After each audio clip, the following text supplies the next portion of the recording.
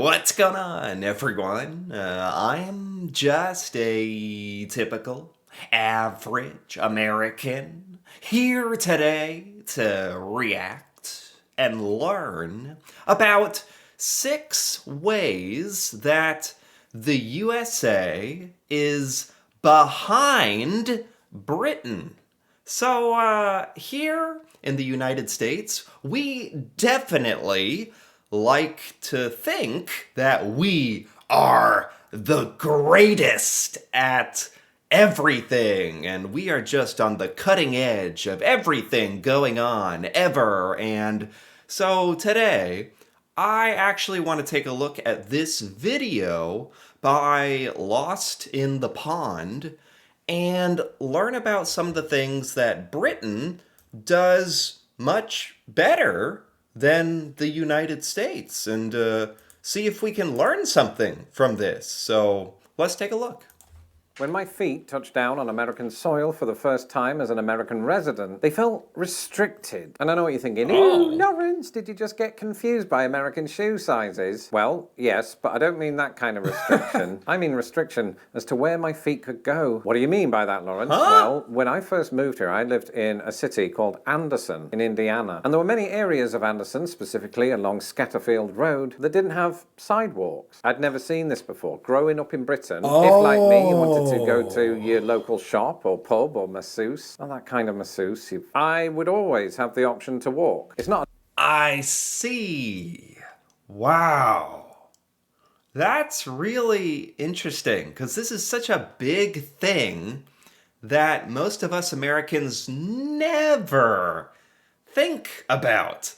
So it's actually really like cool to see like a British person's perspective of like moving to the United States and living here and some of the stuff that you guys notice because we grow up here and we live here and this is our normal life.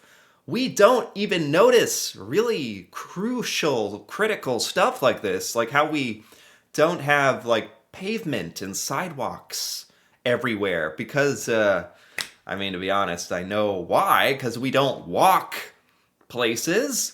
Americans don't walk, we don't like to walk. What can I say? And I think that's just one of many contributing factors to why we're unhealthy and considered, kind of lazy. And yeah, in the United States, you drive everywhere. You're taught from a pretty young age here that you have to have a car if you want any kind of independence or ability to go around your city or town or whatever. You need a car. That's like a really big thing that American teenagers, you work and try to save up and get your first car, and that's a big deal. And yeah, why don't all of that like is considered just so normal and just accepted here. We don't even really question it. Advisable in my hometown of Grimsby, but you can. When I lived in Anderson, the only way that I could get to the nearest CVS is if I drove a car and I didn't have a license, so I just sent my mother-in-law to get it. And this is American urban walkability in a nutshell, such as America's reliance on motor vehicles. Pedestrian access often gives way to a parking lot, a 6-lane highway, and a drive-through pharmacy. Hey, wait a minute. I actually really like drive-through pharmacies and our drive-through banks and where you don't have to get out of the car. Do you not have that everywhere? Because I actually really like that. I think that just speaks more to like how accustomed to how lazy we have become, that we really have become accustomed to that kind of thing. Yeah. It's hard in a way for me to even relate to why it would be important to have more sidewalks and pavement and paths, and because I have to say, in all honesty, when you grow up and live in the United States, your whole life, your brain, becomes accustomed, it wires itself to the idea of using a car. Even if I'm at a shopping center and I want to go like a block away, like just a couple shops away, in the same parking lot, you drive. Like, it's that level of dependence we have on cars. And I've never really thought about it as being weird, but hearing about how it sounds like in a lot of European countries and certainly in the UK, you guys don't all have cars. Like you really walk most places. Is that right? Because I'm genuinely sort of confused about it. Like on a day to day basis, do you actually walk most places most of the time? Is that actually true? See, now all of my British viewers are currently huddled together in somebody's living room, and they're saying something like, Lawrence, why didn't you just catch the bus? Like I had the option. Oh my. Yeah, we really are behind on this stuff. I mean, this we're clearly talking about like public transportation here, and it's really not something that we talk about in the United States. Like, it's really bad, and if you don't have a car, you're really screwed. Um, but this is not really an issue that we even discuss, strangely, even though America could obviously benefit so much from having like a intercontinental like rail system with like trains and ways to get across the US. It's a huge country, and that's on a big scale. Like even just having more buses, or like what do you guys have, like those trams or street cars where it's like built into the road or something? Like we don't if we even had that stuff, people wouldn't have to have cars so much.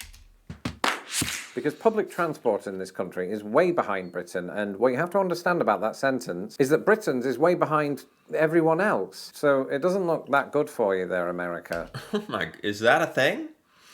I don't really know how Britain's public transport compares to everyone else, or but no matter who you are, the United States is behind the most, certainly of any developed country. And this, I'm not even like gonna fight this. This is 100% true. Like, I think most Americans would have to admit, because we all use cars. And buses in the U.S. are kind of had a bad reputation as well. Like it's actually considered like that you're not in a good life situation if you have to take public transportation for a lot of the time. As sad as that is. I will say that both walkability and public transit became more reliable after I moved here to Chicago, which admittedly is a major city. Yeah. Once you get out of the major cities, Anderson, maybe even Indianapolis, I mean, some people say that's not a major city, but the buses there are wild. Sometimes I would wait an hour for a bus to arrive that was supposed to take half an hour, which is still quite a long time. Admittedly, I haven't lived in Indianapolis Yeah. for 8 years, so it might be different now. Let me know in the comments, indie people. And No, like you do not want to have to depend on public transportation in America. If you're in a big city like New York City or some of the places he mentioned, you'll be able to get by. Like I'll say that much for the U.S. But most of us here in the U.S. don't live in major cities. Like we're just scattered throughout the country in little cities and small towns. And good luck. Good luck if you want to walk places. I don't think I've ever mentioned this, but I've been in precisely 2 bus crashes in my life. They both happened in Indianapolis. I think the city was sending me a message. But it's not just the buses, Oh, wow. it's also the trains. I mean, they're a bit like my wife's cousin Chabs. They're perfectly nice, but they go on forever. They're so slow, I'd sooner walk, but as we've seen in the previous entry, I can't even do that. So sometimes I am forced to. I can't even remember the last time I was on a train. Maybe when I was a kid, when I was in New York City. I can't remember the last time I was on a train or really a bus. Um, it's just not even something most Americans consider as a mode of transport.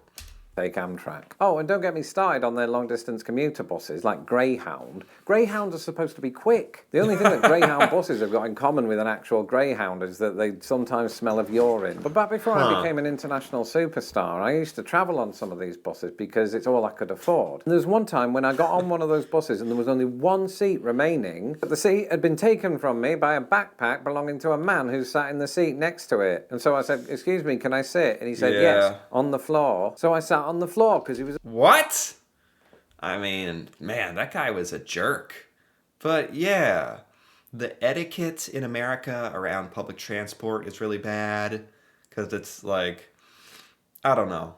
I don't want to like rip on people who take public transport in the US, but it's not considered good, and the transport itself is not considered good or on time or advanced or yeah, this is without a doubt maybe one of the biggest things you could possibly think of that the US is behind Britain on.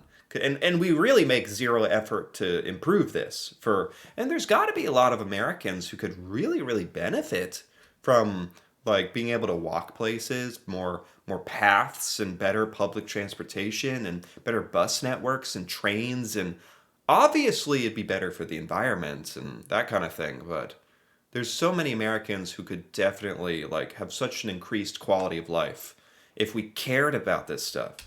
the bloody big man.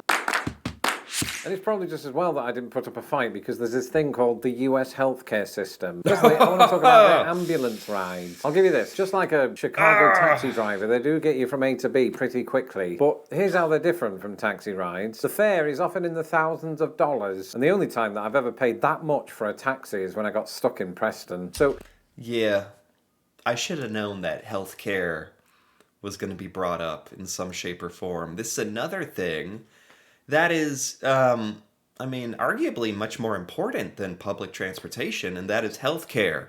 That's one of the most important things in your life, you know? You need it to live. That's pretty important. Um, and it's also strangely, I mean, these are such clear examples of things America is behind on, but we don't even really acknowledge it or talk about it. if you're in an emergency and you need to get operated on quickly by hospital staff, you might end up paying a month's rent for the privilege. Mercifully, you don't get billed until afterwards, so don't... Yeah, what a mercy. You only get your bill if you survive the experience, so that's good. So in the UK, if I understand correctly, your healthcare is taxpayer funded, and therefore the ambulance ride would be free, right? It's all covered. Here in America, there's a lot of people who would actually decline an ambulance ride because the cost, which he's correct, thousands of dollars, would ruin a lot of people's lives here. Like, you know, most of us don't have like thousands of dollars of extra money to just, for even for an emergency, sadly. feel like you need to scramble for your wallet while you're being defibrillated. In Britain, you don't get charged for that, or indeed for most health services, because it's covered under the NHS, which makes me regret not taking more ambulance rides when I had the chance. And I've heard some Americans argue that nothing's free, the National Health Service is publicly funded. And this is true, a percentage of our earnings is put to the National Health Service. Oh my, I would love that. I would love that. That would be great. Wow, how is that a criticism? Like, I don't even know what the United States government is doing with most of our taxpayer money. No, like, who even knows? If I knew at least some of that was going towards covering our health care, that'd be amazing. That'd be great. I'd love that. And then we all benefit from that service. The thing is that in this country, most of us pay for an insurance plan every month, which only covers some of the costs of the healthcare that you get, but not all of them. Okay, so he's talking about in the US, you have to get an insurance, a healthcare insurance plan through your job for most people, or privately, or through the government, and you have to pay a monthly cost. It's called a premium, and he's right. Like, even if you have this healthcare insurance, when the time comes and you have a healthcare issue, there's all sorts of crazy things. Healthcare is so complicated in America with meeting your deductible, and if you have a copay, and If your healthcare provider is in the hospital's network, which means do they even accept your insurance? And You're still paying on top of paying for health insurance. And the healthcare quality, in my experience, is no better than that I received in the UK. And you might say, oh, Lawrence, but what about wait times in the UK? Well, yeah, through the NHS, it's true that for certain things, specifically those things that aren't life-threatening, there are quite long wait times. I have an example of this. Okay. In 1997, I got 2 horrific ingrowing toenails at the same time. And I hope you're eating lunch. And this was not something that I could afford to wait on because it was causing me immense pain. So we went to a private British hospital, and to this day I don't know how much it cost because my dad paid for it. But the point is, the private option that Americans know and love is available to us in Britain as well. But it's wow, I didn't even know that. So you have the best of both worlds. If you have, for a lot of things, you just go to the publicly funded NHS. But if it's an emergency or something, you have private options where you can pay out of pocket. That's amazing. That's like the best of both. usually seen as an alternative if you can't get seen to on the NHS. And I feel like over the years that I've lived here, I've seen the media portray the healthcare that we get in Britain as some sort of communist plot to destroy the world. And I would say this, if that, a publicly funded healthcare system, is your definition of communism, we might as well call Rhodes communist. That is so, yeah, talk about something that the US is behind Britain on. Seriously. And what's even more disturbing is like we actively fight against it. And like it's insane when you think about it. Speaking of roads, though, I want to talk about something that I don't think gets talked about all that much, and that is America's motorcycle helmet laws. When I was a kid, all I ever wanted to be when I grew up was the Terminator. And not because of his programmed ability to terminate, but because of how f***ing cool he looked on a motorcycle. I went through a phase of wanting a motorcycle too. I think it's impossible to look cool on a motorcycle if you're wearing a motorcycle helmet. If you put one of these on Arnie, T1000's just going to laugh at him. That said, a major Cochrane study found that wearing a helmet reduces a rider's risk of death by about 42% and the risk of serious head injury by around 69%. Yeah, I want to say that it depends on the state you're in the United States. You have an option whether you want to wear a helmet or not. So it sounds like in Britain, is it mandatory to wear a helmet? And yes, that's less cool, but you know, it's cool being alive.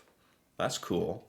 I know somebody in my wife's family who was in a motorcycle accident. The day it happened, we were all obviously very concerned that he wasn't going to make it. I mean, the prognosis was not good. Thankfully, he did come through it and he's had to do a lot of rehabilitation in that time. But around about the time of the incident, I remember becoming curious about America's motorcycle helmet laws. Unlike with seatbelts, people were either doing it or not doing it. And this is shocking to me because in Britain, you can't ride a motorcycle if you're not wearing a helmet.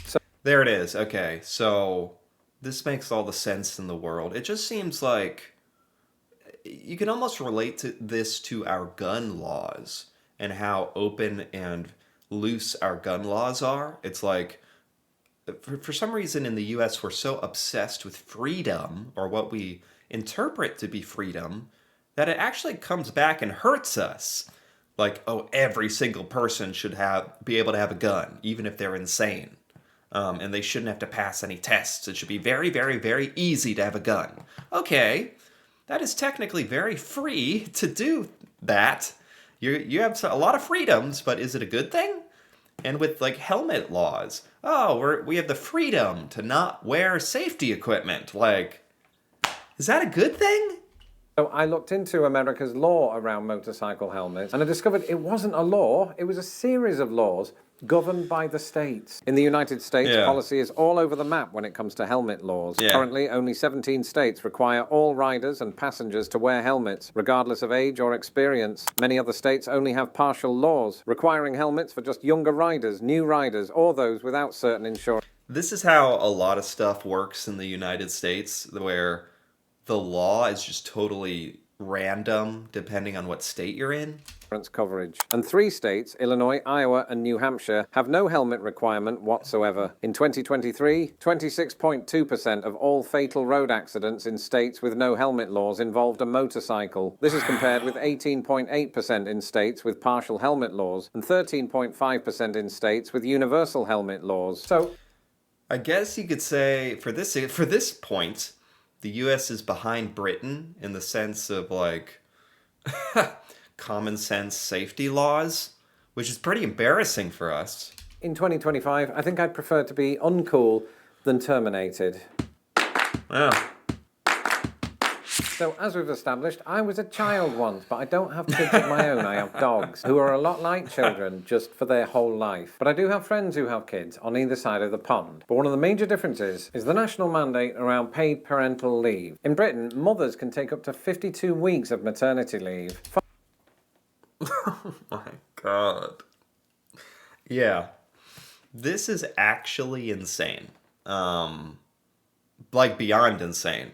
And I'm at the age where a lot of my friends are having children and babies. Me and my wife had a baby. And so I know a lot about this now, about maternity leave in the United States and how for most women in the US, when they're having a baby, they're then given about, if you're lucky, 3 months off.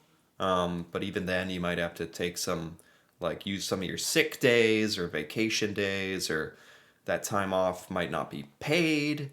And the maximum is essentially 3 months in the US. And that's considered quite good here. Now, most Americans don't know that in other countries like the UK, what he said, 52 weeks? 52 weeks? Like a year? Is that right? A year? I mean, it makes sense because it's a child, it's a baby. Especially when you have a baby and you learn like how much care and effort they require, it's basically a full-time job that doesn't end when they're 3 months old somehow. So a lot of Americans have to scramble for childcare or daycares or have parents watch their children, and it's pretty crazy, but here in America, very much normalized, very much not talked about. I'd say of all the things here, maternity leave in America is the least talked about of all these issues, where Americans don't even know that we have it so bad. Fathers, on the other hand, are eligible for 1 or 2 weeks of paid paternity leave, which nonetheless is among the worst offerings in Europe. So if Britain is behind the rest of the world on paid parental leave, America isn't even on the map. And that's because there is no federal law mandating paid parental leave for American private sector employees. The closest thing we have is FMLA, which provides eligible workers 12 weeks of unpaid leave. So I think that British people, or anybody who moves to the United States, who plans on having children down the line, might want to know that. This is something that I didn't even know was so crazy in America. Like most Americans, I would say, have no idea how ridiculous we are with this child maternity, paternity leave compared to European countries. I got the impression very early on that Americans are just expected to work all the time. And I'm not just saying this because of the parental leave thing. I'm also saying it because American companies don't have to give their employees paid vacation time. Yeah, so in the US, there's very little government oversight. I should add. Very little government oversight for employers and companies, and maybe that's good for like capitalism and like free market, but it's very, very bad for benefits for employees. And this is absolutely correct. And a consequence of all that is that in America, it's like considered pretty darn good to have like 1 or 2 weeks of paid vacation. That'd be very good. Add that this is distinct from federal holidays, which are nationally mandated, but may or may not result in a day off from work. Rather, I'm talking about a federally enshrined number of days allowing workers the occasional 2-week vacation in Aruba. I mean, Oh, and like if you're lucky enough to have 10 days of vacation a year in America, there's no way you can use it all at once. Like, there's a bunch of unwritten rules and stupid things about, yeah, whew. Like employers get mad when you're gone for like 2 days. Even if you're sick or if you want to go on a vacation that's more than 2 days, God forbid. In America, we definitely have a culture where you're expected, like your life is work, which is pretty sad. And I think it really affects a lot of Americans. It's a bit depressing. as someone who benefited from this in Britain, where you get something like 28 days leave, I have to say that the rewards of it are so much greater than not having it. And I don't just 28. We are lucky to have 10 or 14. You have 28? Like that you get to choose? Or mean for my personal well-being. I think it's good for worker morale. If you're not worked to death, I think you can do a more productive job throughout the year. Now, thankfully, Sure, I was sure. lucky. I managed to work for a number of companies who did offer me vacation time, but it was time that I had to accrue in something called PTO, which is paid time off. You oh yeah, so that's I didn't even realize that's an American thing. Yeah.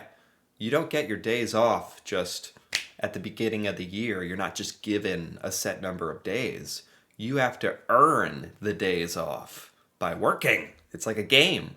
accrue the hours by working a set number of hours beforehand, and your reward for that is some time off rather than that being mandated at the government level. And I Yeah. can tell you that once again, Yeah. virtually all of the rest of the world guarantees paid time off for all full-time employees. And I think whenever I speak to Americans about this, they're not even aware that that's happening in the rest of the world. Absolutely. Absolutely spot exactly. I think for most of these things we're talking about today, Americans are just not aware that we are behind, so behind on this stuff. Which I think makes it easier for the powers that be to not do anything about it, for the status quo to remain, and for the rights of workers True. to be trampled on without those workers realizing they're being trampled on. Because, as an old friend of mine once said, I need a vacation. That's very true. This is not like talked about in America, so it's not. It doesn't feel like it's going to get changed. But I really wanted to take a look at this. This is a great video, and I think it's really important for Americans to understand the things that like Britain is doing better than us, so that we can learn from it and do better for ourselves. But I don't know if that's all going to happen or when, but I'm glad to have learned about all this stuff. So anyway, if you enjoyed this, feel free to give this video a like or leave a comment with your thoughts on any of these things that Britain is doing much better than America. My God. And if you're interested in more videos like this, me reacting to the UK and learning about things from the UK I've never ever seen before or heard about. And if you're interested in more videos like this, feel free to subscribe for more. And until then, thanks for watching and see you next time.